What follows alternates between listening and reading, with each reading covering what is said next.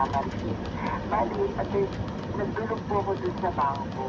Tapos po nakatanggap po ako ng mga anonymous na, yung mga ano po tawag dun, mga phishing emails ho. Okay. Nakatanggap po ako na your bank account is being transacted by a specific brand type ng cellphone. Ito po, ang dami po attorney. Kumbaga, sa dami po ng brand po ng cellphone po na meron po tayo dito sa Pilipinas, ganun po kadami po yung na-receive ko po na email. Inattach ko po dun sa letter po na bigay po sa kanila. Wala po sila attorney na mabigay po sa akin na specific na dahilan kung paano. At pinagtataka ko, sabi ko, hindi mo ba, di ba, may insurance po tayo tinatawag. So, gusto ko po nila na balikan po nila ako. Kaya lang, ano yung hindi po ako nila pinapansin. Even po yung branch head po, ating dirty na rin ho. So, sabi ko, paano ba to? Hanggang sa kahapon po, sumulat na naman po kami. Bumili po kami ng reference. Sabi ko, nakasulat po doon sa letter na can we have a copy, a photocopy ng reference po na pinagsulatan po namin po nila na nag-apply po kami ng bank account, mga signature card.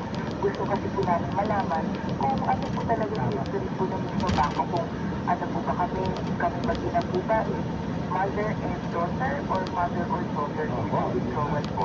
Ang sinagot po sa amin ng branch manager is, ay kung wala na po kami copy niya, i-gather na po namin kasi pupunta nasa warehouse po namin lahat. So kami naman po, hindi po ba, hindi po kami nag-apply ng bank account. Supposed to be, may copy po kayo, di ba? Kasi hindi naman po kami po sa ibang branch mo. Hindi po ako binigyan ng attorney. Namin lang po dito pa.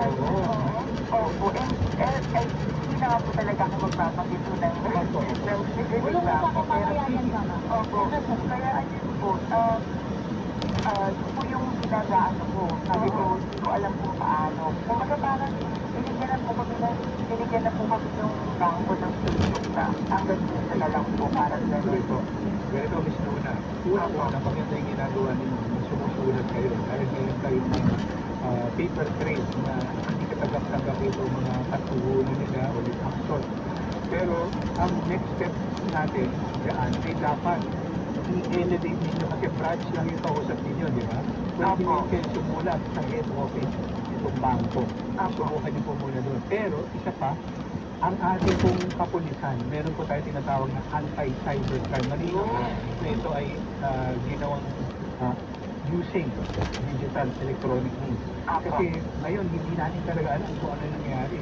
Pwede nyo ibigay yung mga nakukuha nyo yung detalye sa kanila para magkaroon ng sabayang investigasyon. Kasi yung investigasyon sa bangko, sa bank records. Pero yung ginawa sa inyong kalokohan, yung scam na yan, eh pwedeng investigahan, pwedeng matuntun. Sana matuntun ang ating PNP, anti-cybercrime, o yung ating National Bureau of Investigation. Kasi mula po doon, yan, para mahabol po natin yung ang papanagot kung sino man yung nakaw sa inyo nitong pinaghirapan ninyong pera. Apo. Apo. Okay po. Ma'am, pasensya na po kayo. Meron na lang po kami 2 minutes po dito Okay sa po. programa. Apo, naintindihan ko po. One last question po, attorney. Kailangan may nakapagsabi ko kasi sa akin. Hindi ko po alam kung susunod ko po ba o hindi.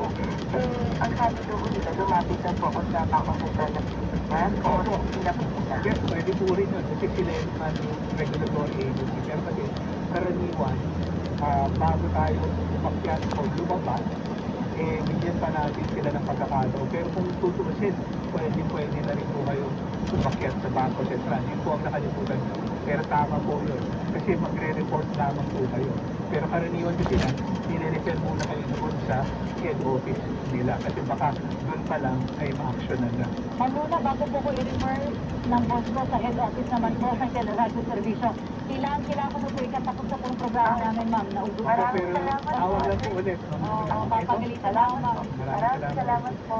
Salamat po Yan po kayo. Okay po. Bye po. Mga kaservisyo, pasensya na po kayo na bitin po tayo ngayon dito sa oras po natin. Sa ngayon po lahat po ng mga nagpaparamdam po dito sa live stream namin po ngayon, karamdam na kayo, abutin natin. Hanggang tomorrow, ay babasahin po namin ang inyo po mga mensahe. So ngayon po, ay syempre baka pwede naman din ibatiin kayo ng mga susunod na anchors po nating uupo po dito. Pinaka-responsibilidad kay Doc Dennis.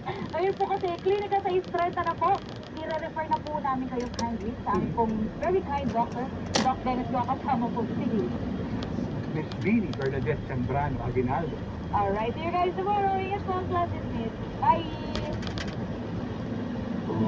Hello, attorney! Hello, attorney! Sa Teleradyo Servisyo at Radyo sa Estrella. Ito po ang DWPM, Radyo sa Estrella. Nagseservisyo at nagbabalita para sa mamamayan. Naglilikod, nagmamahal, nakikinig, nananawagan. Radyo sa Estrella, para sa mamamayan, para sa pamilya. Ano ang pangangailangan? Radyo sa Estrella, para sa mamamayan.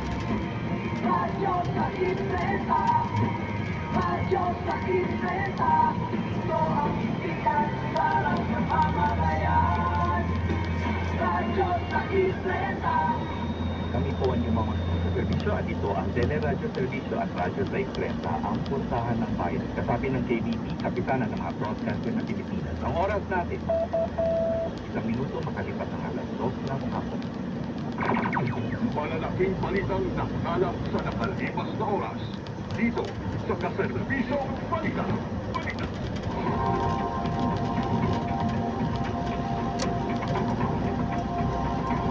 Umaasa ang asosasyon ng mga pribadong ospital na matutugunan agad ng PhilHealth ang problema sa unpaid claims sa mga ospital ngayong bago nang namumuno rito.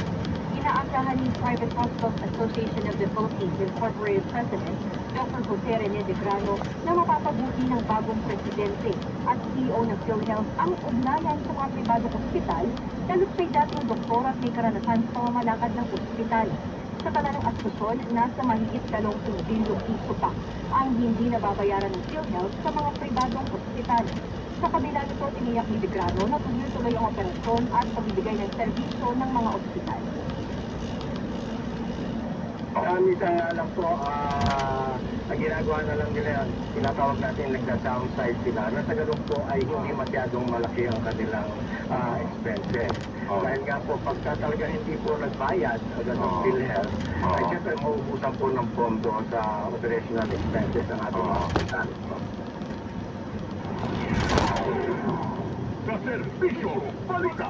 Live report.